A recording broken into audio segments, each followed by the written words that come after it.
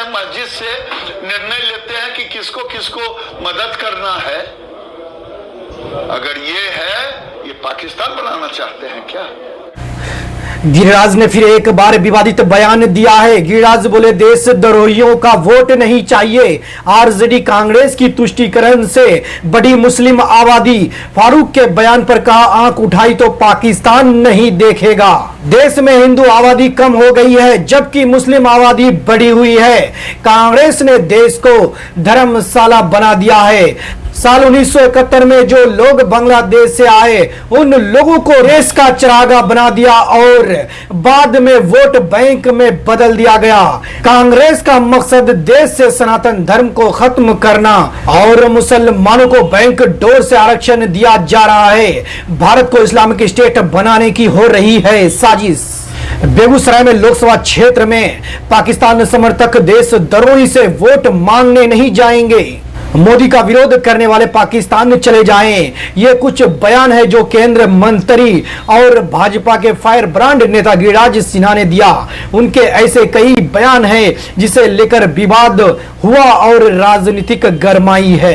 गिरिराज सिन्हा इस बार बेगूसराय लोकसभा सीट से चुनाव लड़ रहे हैं। 2019 में उन्होंने सीपीआई कैंडिडेट कन्हैया कुमार को हराया था। इस बार उनके सामने सीपीआई के अवधेश कुमार राय है। जब उनसे बातचीत किया गया तो उन्होंने मुसलमानों पर बयानबाजी से लेकर लालू के मुस्लिम आरक्षण वाले बयान पर खुलकर बात की।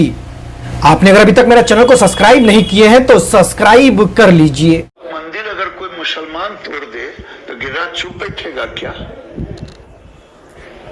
हम हिंदुओं के काउज के लिए, हम हिंदू हैं, हमारे मंदिरों को तोड़ दे, हम मुसलमान का प्रतिकार करें तो हिंदू मुसलमान हो गया क्या? हमारी बेटियों को, दलित बेटियों को, अति पिछड़े बेटियों को मुस्लिम गांव से उठा लिया जाए लव जिहाद के नाम पर, हम उसका विरोध करें तो हिंदू मुसलमान हो गया क्या? अगर हम कहते हैं, हम डंके की चोट पे कहते हैं कि मैं अपने समर्थकों से मेरे लिए वोट मांगना, लेकिन किसी देशद्रोह से मत मांगना, किसी पाकिस्तान पर से मत मांगना। देश में रोहिंग्या है, वो देशभक्त है क्या? जो घुसपैठिए हैं वो देशभक्त हैं क्या? मैं ये नहीं कहता कि सारे मुसलमान आतंकी हैं, लेकिन आतंकवाद में जो पकड़े जाते हैं वो मुसलमान ही क्यों होते? 98%, 99%। हमको लगता क्या है? हम तो आपके सामने रख रहे हैं। आप हमारे मुंह से कहना चाहते हैं तो मैं कह दिया आपको। क्या कारण है? क्या कारण है कि आज मुस्लिम तुष्टीकरण की नीतियों के कारण बांग्लादेशी घुसपैठी आज भारत में आज एक नागरिक की मान्यता मांग रहे हैं? आज क्या कारण है रोहिंग्या को संरक्षण दिया जा रहा है? और क्या कारण है कि आज कर्नाटक जैसे राज्य में मुसलमानों को बैकडोर से ओबीसी का दर्जा दे दिया गया? लालू जी उसकी वकालत कर रहे हैं। किसका आरक्षण जाएगा? यादव का नहीं जाएगा क्या? अगर 10 आदमी थे, 15 आदमी और उस कंपार्टमेंट में आ जाएंगे तो 10 आदमी का हिस्सा ही खाएंगे ना भाई। तो लालू यादव आज वोट के लिए कह रहे हैं कि मुसलमानों को आरक्षण मिलना चाहिए। सनातन हिंदू चाहे पिछड़ा हो, अगर उस पर अटैक होगा, उसका हक छीना जाएगा, उसका हक नौकरी लूटा जाएगा तो गिरिराज बोलेगा। क्या कारण है कि जहां हमारी आबादी होती है 90%, वहां सामाजिक समरसता रहता है? क्या कारण है कि उनकी आबादी जहां होती है 40-50 से ऊपर, वहां हिंदुओं तबाह और बर्बाद होते हैं? ये गजबाए हिंद बनाने की साजिश है क्या? क्या कारण है कि खालिद पकड़ाया, यही बिहार का लड़का, क्या नाम, जेएनयू वाले, जो कहा चिकन नेक बनाएंगे, उसको काट देंगे आसाम को रोकने के लिए सारे कदम जब सीए बनाते हैं आने के लिए, जब नेशनल रजिस्टर्ड चार्टर बनता है तो सारे लोग विरोध करना शुरू कर देते हैं। क्या कारण है कि Mamata Banerjee red carpet Rohingya के लिए बिछा के रखी है? आप कहते हैं। और क्या कारण है कि कहते हैं कि हमारे यहाँ कभी नहीं लग सकता? प्रधानमंत्री ने भी कहा है कि कोई यहाँ उनके रहते मुसलमानों को आरक्षण नहीं देगा मिल सकता है धर्म के आधार पर।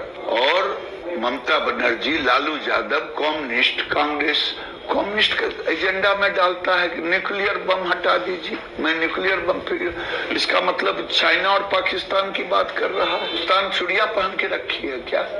वो क्या कहना चाहते हैं? नरेंद्र मोदी की सरकार है, ये भारत की सरकार है। जिस दिन आंख उठाया उस दिन भूगोल में ढूंढने से फारूक अब्दुल्ला को पाकिस्तान नहीं मिलेगा। राहुल गांधी अमेठी छोड़कर रायबरेली जा चुके हैं, क्या कहेंगे? वो व्याकुल भारत है, परिवारवाद का अंत होने वाला है। बहुत दिन परिवारवाद चला, इसीलिए बौखलाए हुए हैं परिवारवाद। देश में मुस्लिम तुष्टीकरण का अगर कोई शुरुआत किया तो कांग्रेस ने शुरू की। के कारण मुसलमान थे 8% में आज बढ़ करके हो गए हैं सरकारी आंकड़े में 14-15, मेरे आंकड़े में 20 से ऊपर। ये देश को आप कहते हैं गजवाई हित, कैसे रोकेंगे? आप क्या कर रहे हैं? ये भारत के लिए, तमाम हिंदुओं के लिए एक सोचनीय विषय है। इसको कैसे रोकेंगे आप रोकेंगे, जागरूकता लाएंगे और ऐसे लोगों का जुबान बंद जिस दिन नहीं होगा राजनीतिक दलों का। राजनीतिक दल जो तुष्टीकरण की राजनीति करेंगे, हम मुसलमान विरोधी नहीं है, लेकिन मुस्लिम कट्टरपंथी जो आज मुस्लिम कट्टरपंथी मस्जिदों से बैठ करके कह रहे हैं कि किसको महाराष्ट्र में तुम वोट देना, तो इसकी प्रतिक्रिया होगी कि नहीं होगी?